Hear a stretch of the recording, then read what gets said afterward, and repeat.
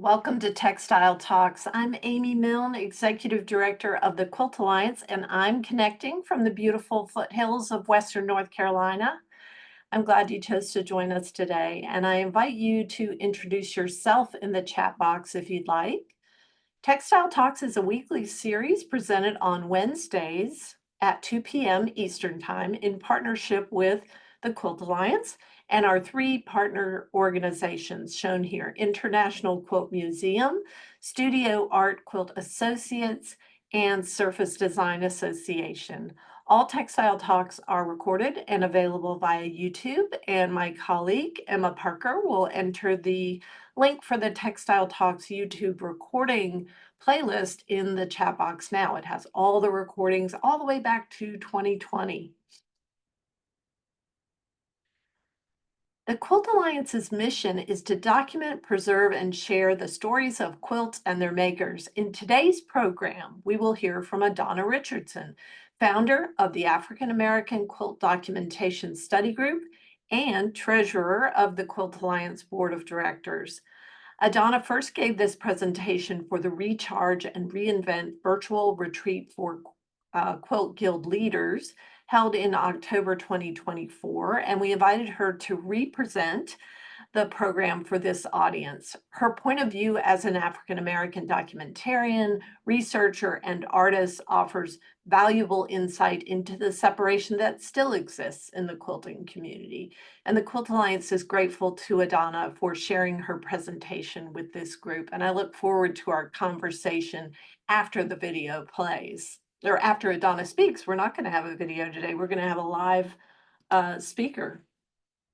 For those who are not familiar with the Quilt Alliance, the QA is a nonprofit, member-supported organization, and it's open to anyone, quilters and quilt lovers of any style, age, skill level, or location. We have individual members and guild and group members, and our community has never been larger or more active, and we would love to have you be a part of it. Just a quick reminder that we have enabled Zoom's closed captions feature. We actually have a live captioner on the call today. And if you want to turn them on or off, you can find the CC Show Captions button or Live Captions button, or go into your settings to turn that on or off. It depends on what device you're using.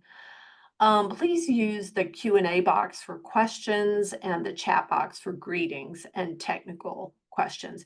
And if you'd like your greeting in the chat box to go to everyone, be sure that you look for the drop-down box in the chat window and select everyone. Sometimes it just goes to the host and the panelists. And we want everyone to be able to hear and see your comments. And after you disconnect today, please look for the web survey that will pop up in your browser, and it'll allow you to give us feedback on today's program or the entire Textile Talk series. This is such a help to us to get your feedback. What you liked about it, what you'd like to see more of, whatever you have to say, we want to hear it. So look for that survey. And I'd like to invite Adana to come on now. I'd like to introduce her. And I'm going to ask my colleague Emma to put a link. Hi, Adana. Good morning. Welcome. Looking beautiful. Your background, we were talking before we started about that beautiful quilt behind you. I'm going to ask Emma to go ahead and put in the chat the link to the organization that you founded, the African American Quilt Documentation Study Group, so that anyone who wants to look that up can do so. Adana Richardson is a quilter, historian, and lecturer. She began documenting African American quilts in 2016 until the COVID pandemic. Through grassroots efforts, she single-handedly documented over 35 family heritage quilts. In 2022, she began consulting and researching quilt documentation at the Berkeley Art Museum and Pacific Film Archive for a 3,000 plus African American quilt collection. And from this work, she was inspired to establish an African American quilt documentation study group and a public access African American quilt archive and registry. She is a retired military veteran with a BS in finance from Regis University, and she studied quilt history at the University of Nebraska and taken graduate courses in art and history at UC Berkeley. She's currently at the University of Maine working on a graduate certificate in digital curation. Adana is also on the board of directors, as I mentioned, for the Quilt Alliance and the American Quilt Study Group. So Adana, thank you so much for presenting today. I'm going to turn over the screen and the mic to you. Right, thank you.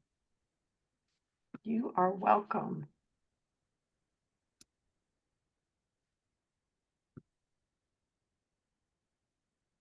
Well, good morning, and thank you, Amy, for that wonderful introduction. I am really pleased to be here today to have an opportunity to share this talk with you about African American quilters, the importance of their guilds, and how we are attempting to uncover our lost history with quilt documentation. So let's get started.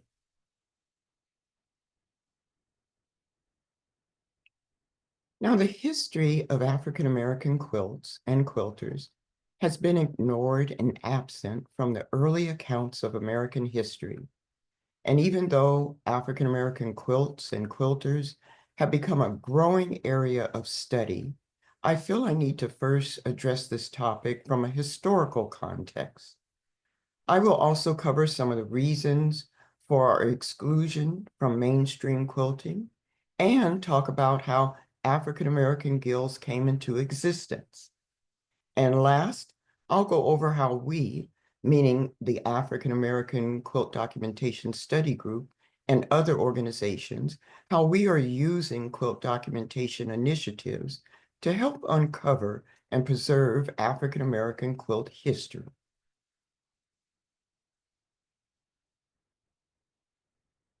Now, I want to start by saying that bed quilts, as we know them, were not a common item to the Africans that were brought to America. Africans were already experienced in making and using fabrics. Their heritage has always been intertwined with their textiles. African fabrics are deeply rooted in the culture and daily life of many African societies. They are traditionally used for a variety of reasons, like clothing and ceremonial attire. They're also used to express cultural identity, to tell stories with signs and symbols. They are also given as gifts for marriage or childbirth, and they've been used for decoration or have a spiritual significance and be used in rituals or as offerings. And some fabrics are used to make social or political statements. But this is not to give you a talk on African textiles.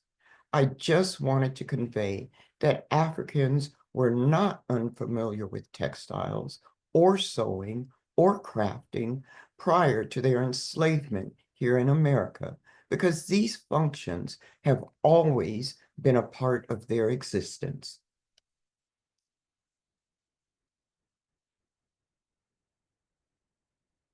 Now, the falsehoods and misrepresentations of African American made quilts began in slavery. It is said that the quilts made during slavery cannot be considered actual African American quilts, but more so the manifestations of the white mistress's ideas and instructions. And the slaves were just a means of completing her sewing and quilting projects.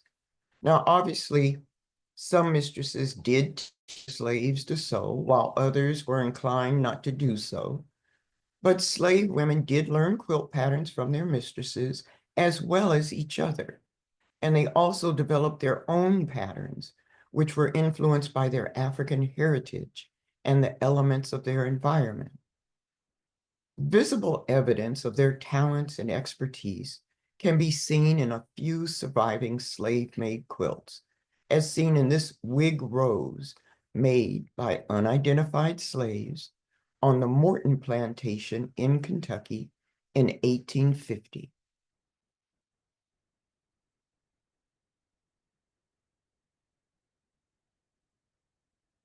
These fabrications and misrepresentations demean and play down the sewing and quilting abilities of the slave seamstress, especially those who were purchased specifically for their sewing and crafting skills, as seen here in this notice. This is a poster advertising slaves for sale in New Orleans in 1835. The owner is leaving for Europe and is offering these slaves up for auction and has advertised them as valuable and describes each one and includes their ages and abilities.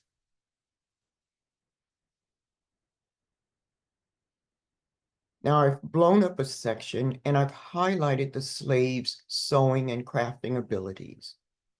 Choli does lace, and at age 36, she was considered middle-aged. Fanny was 16 and considered to be in the prime of her life. She's listed as Nancy, also a seamstress, is described as a mantua and tailoress, which was considered a highly skilled dress and garment maker. And one of the youngest, Emma, is advertised as being able to sew at only 10 or 11 years old. These seamstresses were very valuable to their enslavers. They created, altered, repaired clothing, made household items such as linens, curtains, and tablecloths, and in some instances, they were involved in the entire production process, including spinning thread and weaving fabric.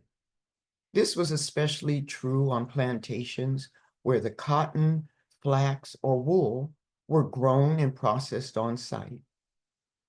And at times, they were hired out to sew for other households or businesses, with their enslaver collecting the payment for their labor.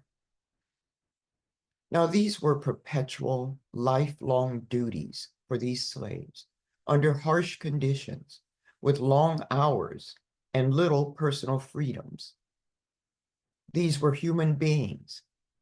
This was their life until they died or were sold to another plantation. Their lives were hard, and rarely did they live to an old age.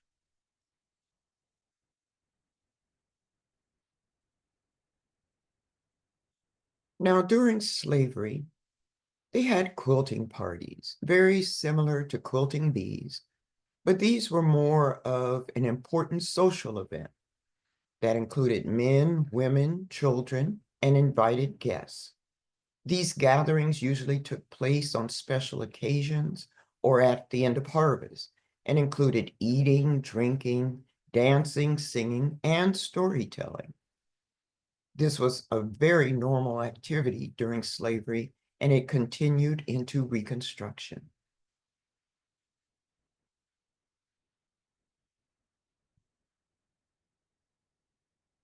The Freedmen's Bureau was established by Congress after the Civil War in 1865.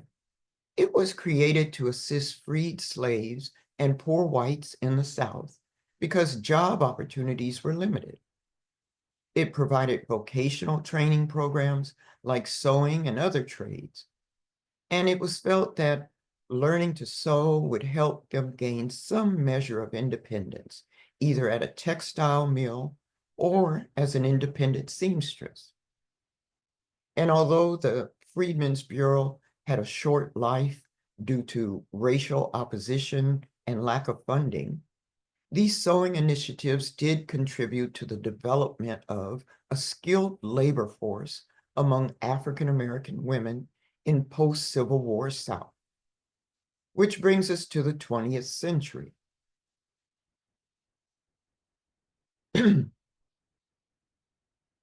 African American quilting in the early 1900s continued the traditions that began in slavery, with the quilters blending their cultural influences with new techniques. During this period, African American quilts served both practical and symbolic purposes. They were functional household items that often contained cultural expressions, personal stories, and certain elements of African textile traditions. Storytelling was very common, and the quilts were passed down through generations as part of a family's history, with visual narratives of life experiences and historical events. Many African Americans were disadvantaged and had limited access to resources. So their quilting, mainly in the rural areas, often involved using whatever materials were available. And this included scrap fabric, old clothes and feed sacks, old blankets, paper, or pieces of wool or raw cotton. This ability to recycle materials into beautiful, functioning quilts became a trademark of African American quilting during this period.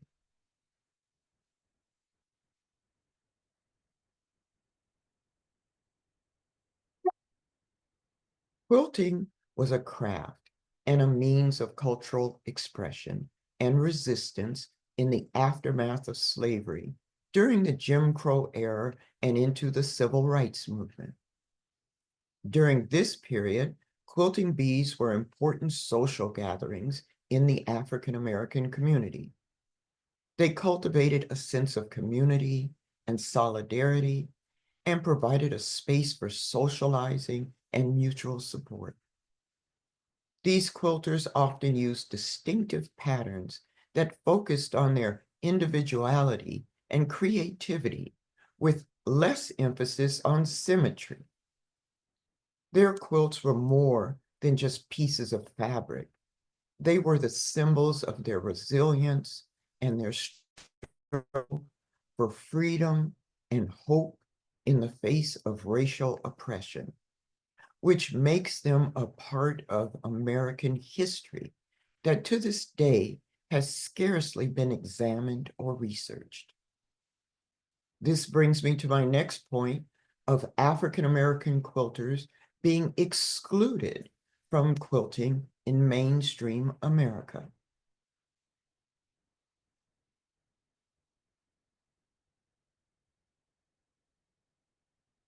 Due to, say, a combination of historical, social, and cultural factors, African American quilters have often been excluded from mainstream quilting organizations. For much of for much of American history, segregation encompassed nearly every aspect of society, including craft and cultural organizations. Quilting guilds were predominantly white and often excluded African American quilters, either through explicit membership rules or through formal social barriers. Even in integrated settings, we often felt unwelcome due to racism and bias. And this extends to the quilt shows, exhibitions, and professional associations, where our work was not always valued or given equal recognition. As African Americans, our quilting traditions are rooted in distinct historical and cultural experiences. We often combine and integrate these experiences into unique designs and patterns that may differ from white quilting styles. Many quilting organizations historically devalued or dismissed African American quilts as folk art in favor of European-inspired styles and techniques.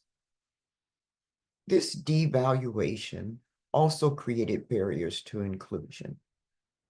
These organizations, the quilt shows, and guilds have long been dominated by white leadership, with little to no focus on African American representation. And this lack of leadership diversity has limited the influence African American quilters could have on the direction, policies, and priorities of these organizations.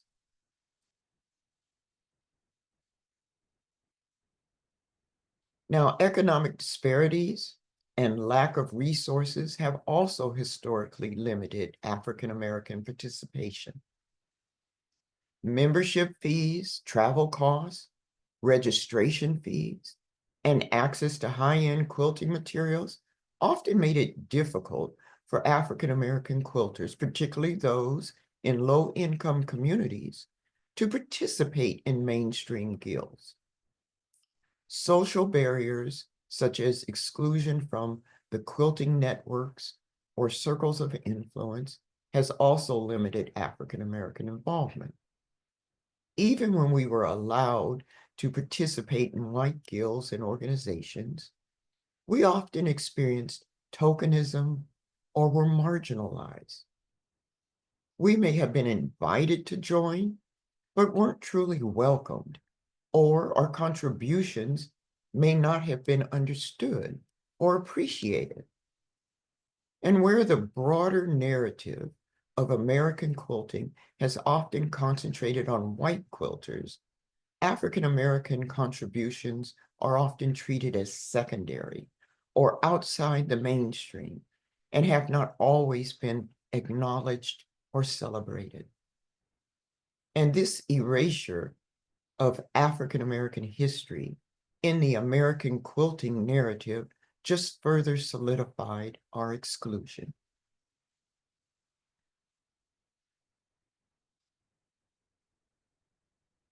So in response to this, African American quilters began forming their own guilds and networks as a way to preserve and promote African American quilting traditions. African American guilds and organizations were not only supportive communities for quilters to share our techniques, stories, and cultural heritage, they also helped raise awareness of the historical significance of African American quilts and served as platforms for education and community outreach. The Gee's Bend quilters, whose work represents a major contribution to American quilting, were initially ignored by the mainstream. Their quilts, filled with history and culture, were sometimes dismissed as crude or primitive, rather than recognized for their innovation and artistry.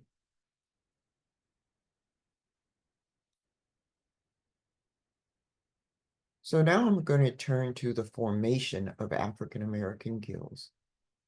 As mainstream quilt organizations frequently dismissed or failed to include the voices of African American quilters, they often had to form their own guilds and associations to create these supportive spaces for their work. Carolyn Maslumi, the founder of the Women of Color Quilters Network, posted an ad in the Quilters newsletter magazine in 1986. She received about 7 or 8 responses and thus began the Women of Color Quilters Network. Her efforts were in response to the lack of recognition and inclusion within the mainstream white quilting organizations. Prior to this, African American quilters had been fragmented and isolated from one another. As white scholars became interested in African American quilts, they established a specific criteria to identify and authenticate them.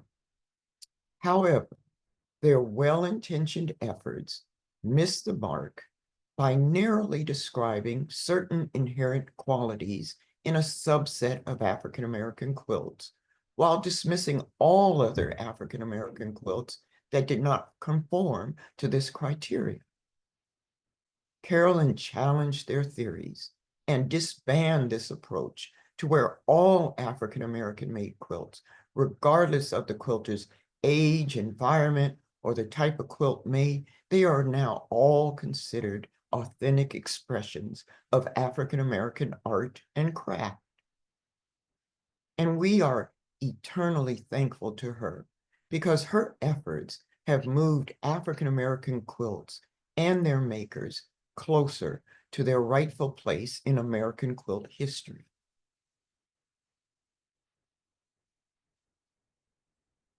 Now, over the years, African American quilters were inspired to build creative spaces with their own communities across the nation. Today, there are approximately, give or take a few, 35 African American guilds and numerous African American quilting groups, associations, and societies that are promoting African American quilts, history, and culture. They may vary in size and mission, but they have created vibrant communities to preserve and advance African American traditions and our heritage, while challenging the exclusionary practices of the broader white quilt world. These guilds may differ from each other in size and mission, but they all carry the same inherent qualities like inclusiveness, a nurturing environment, promoting the arts of quilting, encouraging new skills, community outreach, regular workshops, striving for intergenerational membership, and quilting classes. And like our African ancestors and counterparts today, these guilds are all heavily influenced by family, spirituality, politics, and social justice.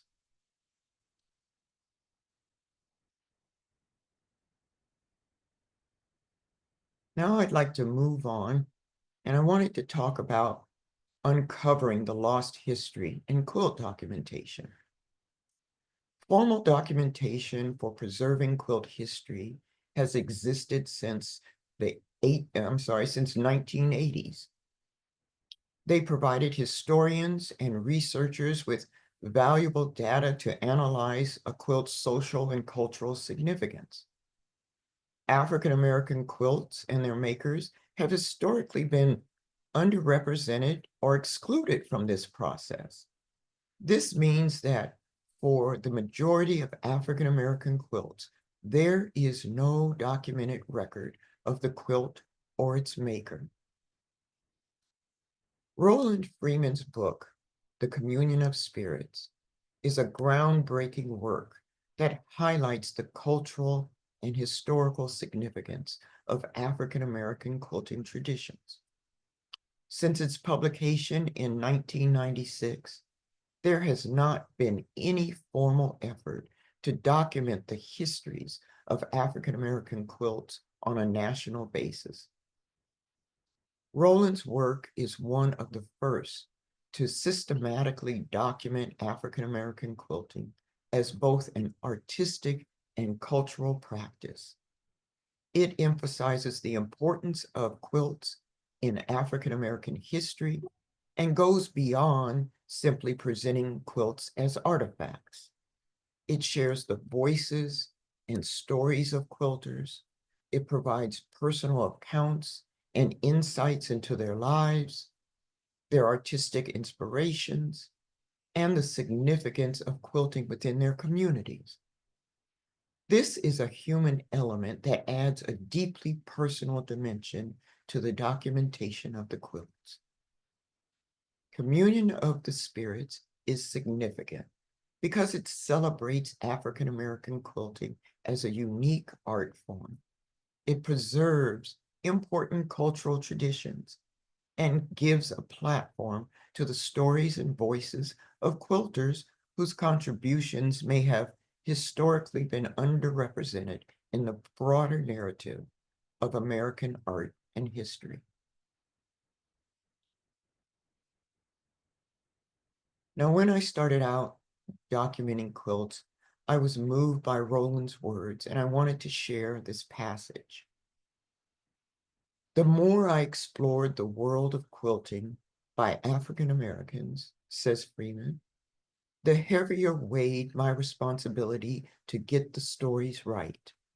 At times, I felt virtually terrorized by what I came to see as a sacred trust extended to me by many of those you'll meet in the book. At the same time, the rewards of sharing and understanding their experiences and triumphs are extraordinary.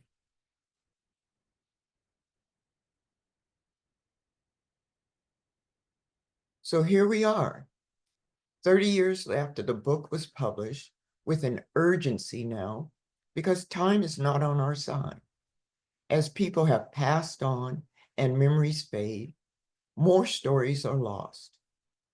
The African American Quilt Documentation Study Group was founded to uncover, document, and preserve African American quilt history and the makers' stories. We have started a national project to work with African American guilds to document their quilts and stories and those in their communities.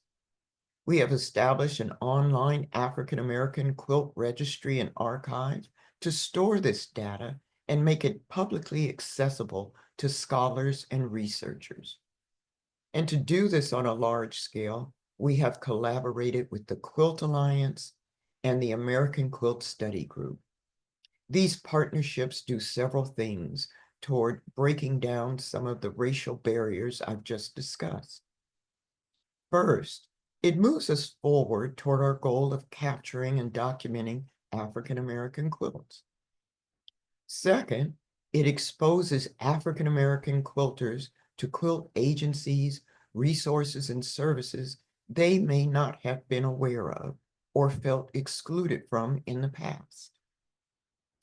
And third, it helps these quilting organizations fulfill their missions of diversity and inclusion and gives them access to African American quilt communities that they may have been unable to reach until now.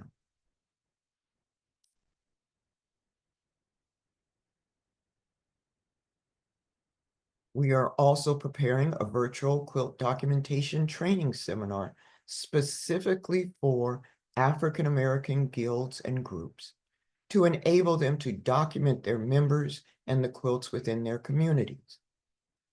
We have prepared a first-class lineup of speakers and teachers for this event, and the first seminar will be next month, and registration will open around February 17th. This seminar is free, and there is no limit to the number of guild members who can sign up.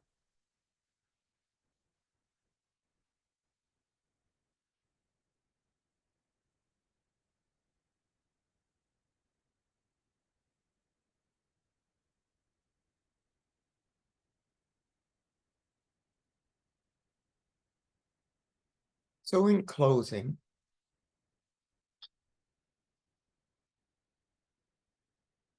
African American guilds hold great significance in preserving and promoting the rich tradition of quilting within the African American community. These guilds provide a space for African American quilters to come together, share their skills and techniques, and celebrate their cultural heritage through the art of quilting. Despite their importance, African American guilds are often underrepresented in the larger quilting community. This can be attributed to a variety of factors, including the lack of visibility and resources, as well as historical barriers to participation. Additionally, the systemic racism and discrimination within the quilting community can create barriers for African American quilters to fully participate and engage in quilt guilds. One key difference between African American guilds and white guilds is the focus on cultural heritage and storytelling. Many African American quilters use their quilts as a way to preserve and pass down family history. This emphasis on storytelling and cultural preservation sets African American guilds apart from their white counterparts, who may focus more on technical skills and design aesthetics.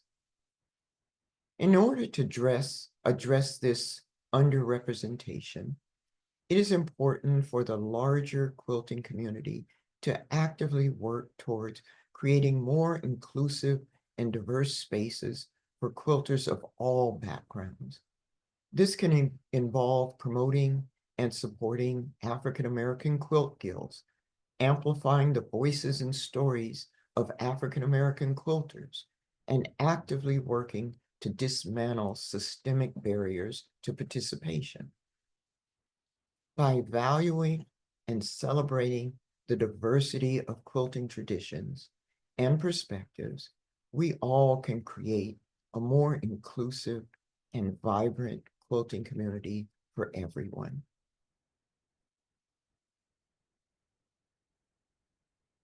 I'd like to thank you for letting me share with you today. The African American Quilt Documentation Study Group is a nonprofit organization whose ongoing efforts are to ensure that the voices, creativity, and heritage expressed through African American quilts will continue to be recognized, documented, and appreciated for future generations. And if you feel inclined to support our cause, please go to our website at www.aaqdsg.com to donate. And thank you again.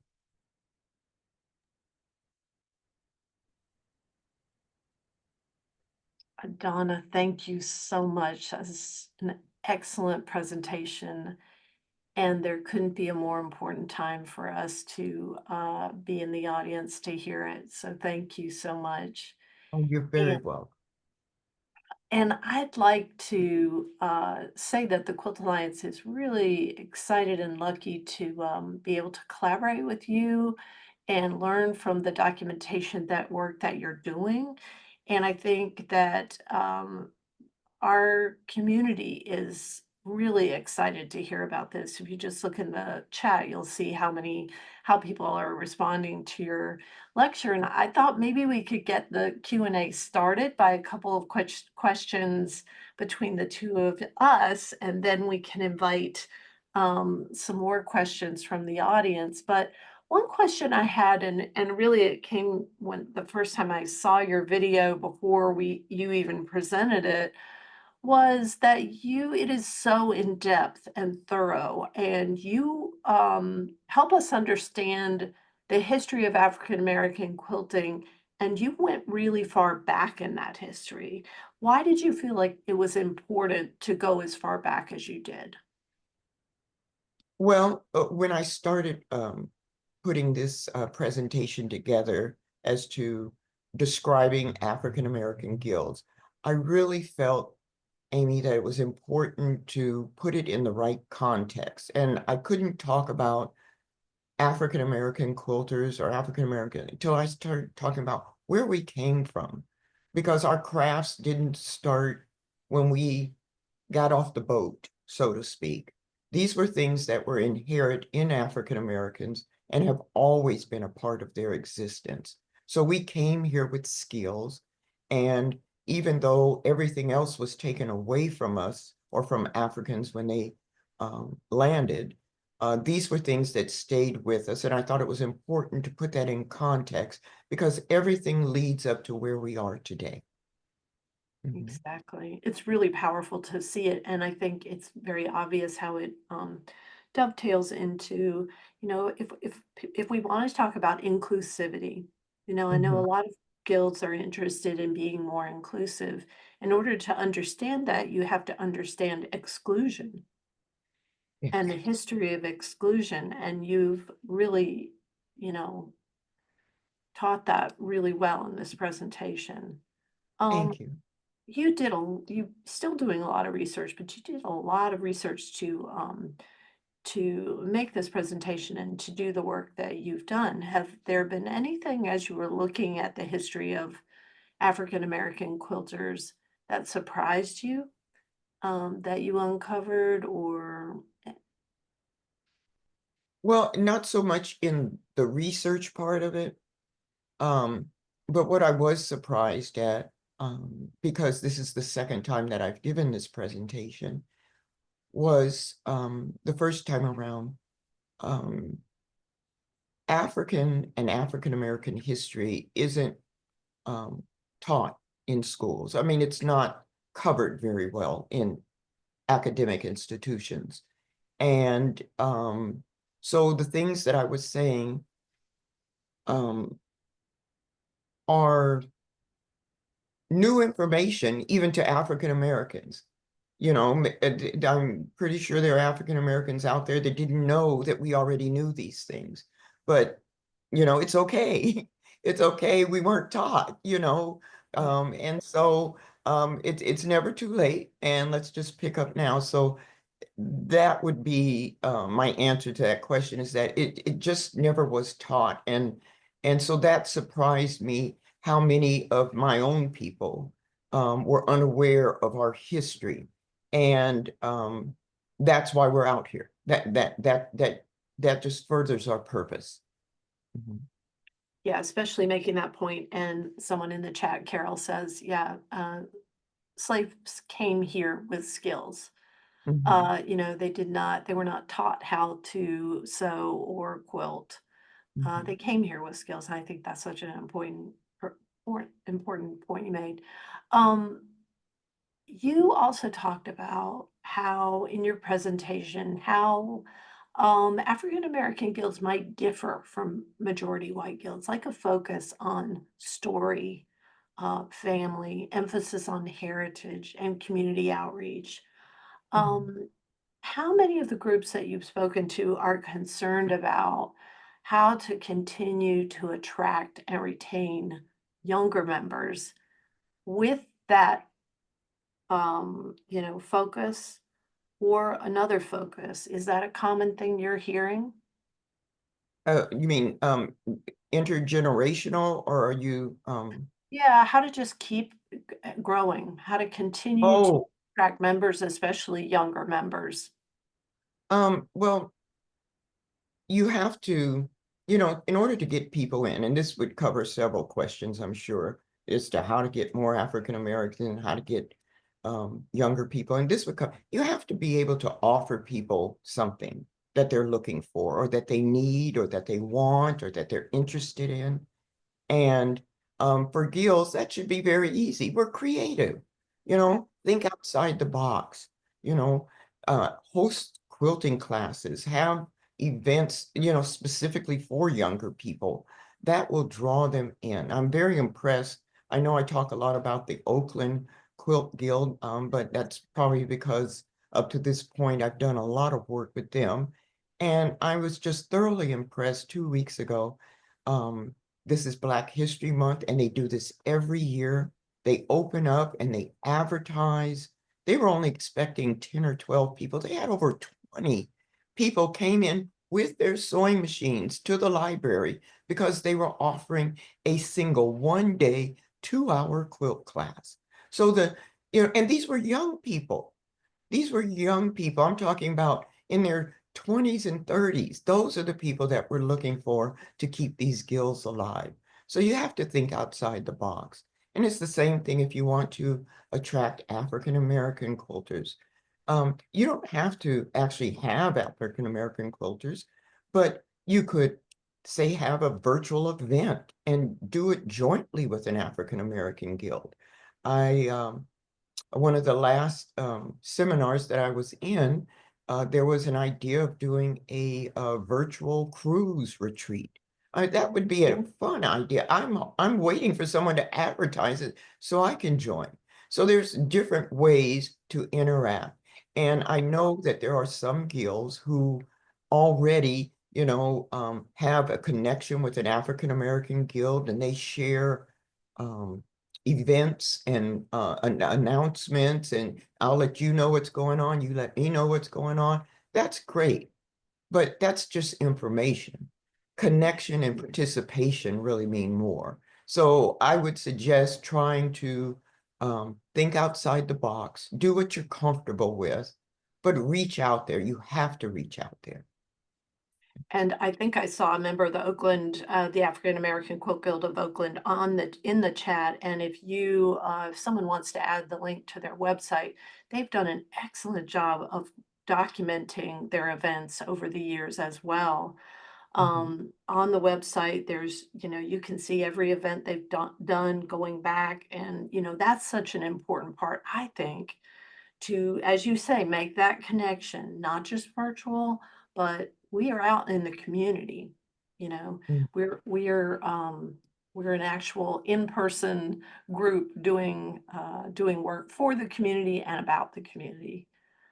Um, I wanted to ask too, we touched on it a little bit earlier, but I often hear members of majority white quilt guilds expressing this goal of wanting to make their group more inclusive and Mm. more welcoming to non-white quilters. And one of the things I typically, oh, thank you, Emma.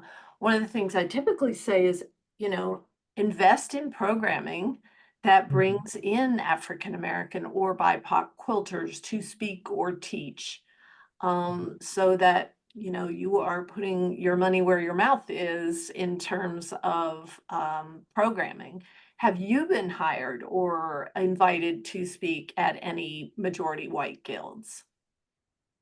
Well, I can say I have yet to speak to a white quilting guild. Um, um, but I understand that not everybody is interested in African American topics or African American issues. I have spoken to a lot of white quilting organizations and associations, but I haven't have yet to speak to a white guild. And I mean, I do understand. And it would have to be something, again, part of programming. Right. And this brings us back to how do you become inclusive? Well, you're right. You get speakers and lecturers of different cultures. You invite them in, but don't do it if it's going to anger your members because everybody is not there yet. And we have to understand that this is going to be a process. We didn't get here yesterday, and it's going to take more than a day, a week, a month, or a few years to get there. But we are starting. And again, um, I'm here with you. I'm part of your organization, the American Quilt Study Group. I am also on their board and part of their organization. And the reason I put the both of you out there, and I want people to see how important this partnership and this collaboration is, because this is breaking down those barriers. And I believe that the white quilting guilds out there, if they would just start thinking outside of the box, go advertise what they're doing inside the diverse communities, offer quilting classes to diverse communities, go into the neighborhoods, into the libraries, put up your notices. There's all kinds of places you can go and do these things. Yeah. And if I can throw this out there, we Mm. are going to be quilt documenting off the yang yang here. And I would appreciate assistance and help from our sister organizations out there and our sister guilds.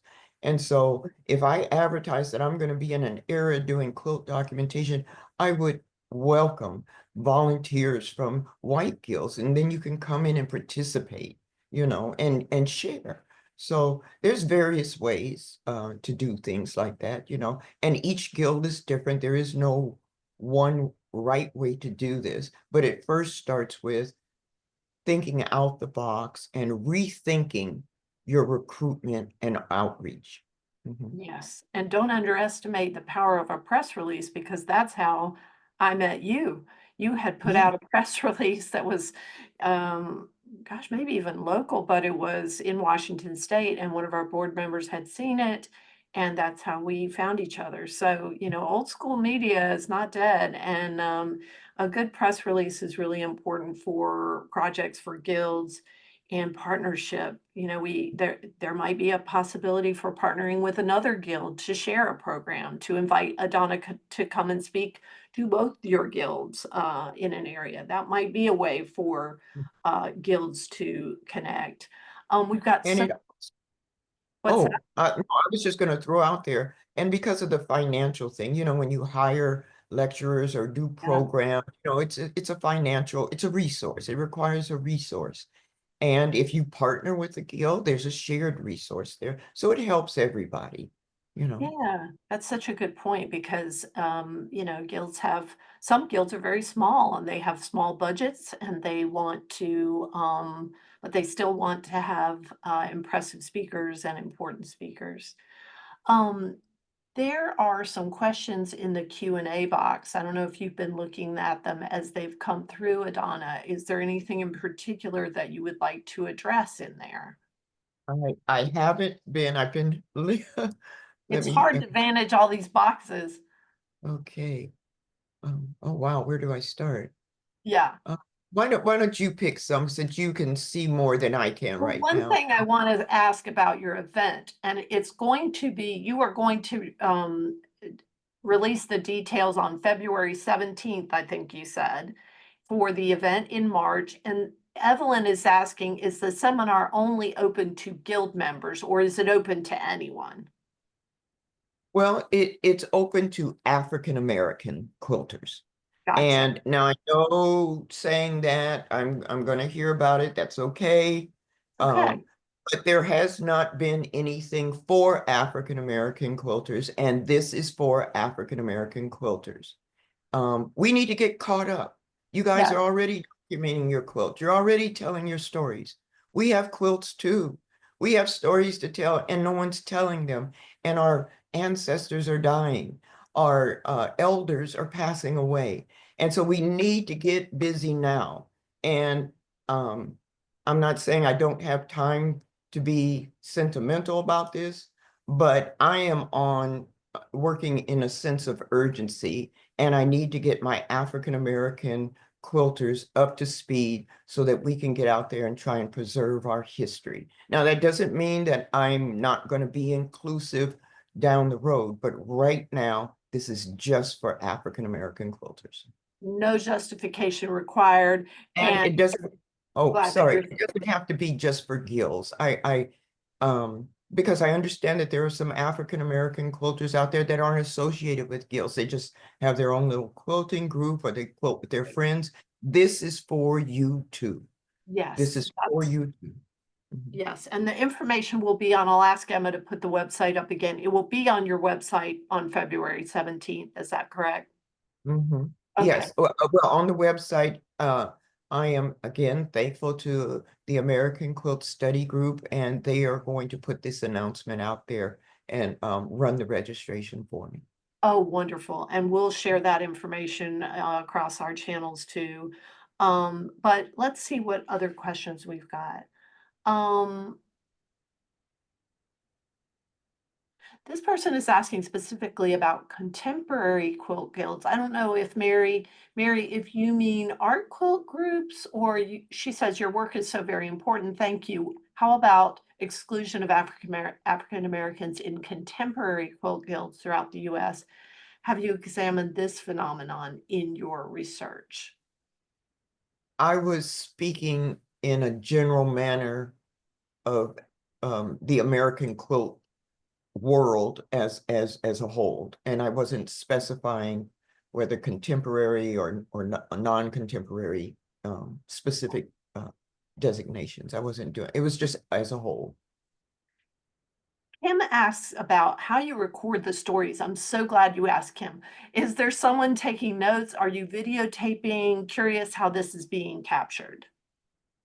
Oh, well, last week I gave a presentation and I discussed three quilt documentations of three separate different family histories.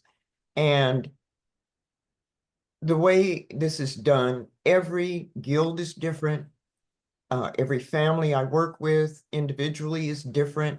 And so I try and get to the end goal, which is to cover their story, cover their quilts, and tell it in a truthful, rightful, honoring manner. Now, how I get there, it could be I have to be flexible. There is no set way of doing this. I travel with lights, camera, stands. If I need them, fine. If I don't need them, fine. The last thing I taped and I was standing in front of a Seahawks football game.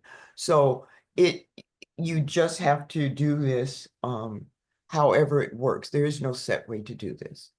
Yeah, and that's what makes you successful at doing it because you go into it with a flexible Right, mind. but I am going to show the African American Quilt Guilds that this is the standard way to do this, and you can be flexible with Yeah, it. yeah. Mhm. Um, Cheryl Sims says, I'm sure that my guild would love to have you speak at our guild. I'm the only member of color, I believe, but they have always been extremely supportive of me. I belong to the Arlington Quilt Guild. Okay, great. So, I look yeah. forward to hearing from you. Yeah, so is there speaker information on your website about how Uh, people can hire you? What I've been getting so far is people have been calling or emailing, and emailing is probably the best way, and the email is on the site. Mhm. Great. Well, we just have 2 minutes left and I've got to run our sponsor video again, but I want to thank you, Adana. It is such an excellent presentation. I hope all of you here who are here with us today who are interested in having Adana come speak or interested in volunteering, being a donor, being a partner, that you will get in touch with Adana via her website. And we at the Quilt Alliance are so honored and grateful to have you on our team. Oh, thank you, Amy. Thank you. Same here. Same here. This is a good collaboration. I'm telling you, if I could say anything to the quilters that are listening now, we need to break down these barriers. There's so much going on in the world today. You get up every day and it just seems like the world is exploding and we're watching it happen. But we have our quilts and we have our quilting and we have our quilt friends and our communities. We can combine and we are greater when we're together. We really are. Oh, Thank you amen. again for this opportunity to represent this presentation. Thank you. Thank you for doing it. And Mhm. thanks everyone for being here today with us. What a wonderful audience. We just get the best audiences. I want to mention next week on Textile Talks, February 12th, we've got QuiltCon for All. Karen Cooper, the Modern Quilt Guild director, is going to talk about the impact of QuiltCon with Leslie Levy of the International Quilt Museum. So I hope you'll join us for that. And thanks, everyone. Please take care. Take care of yourself, and we'll see you next week.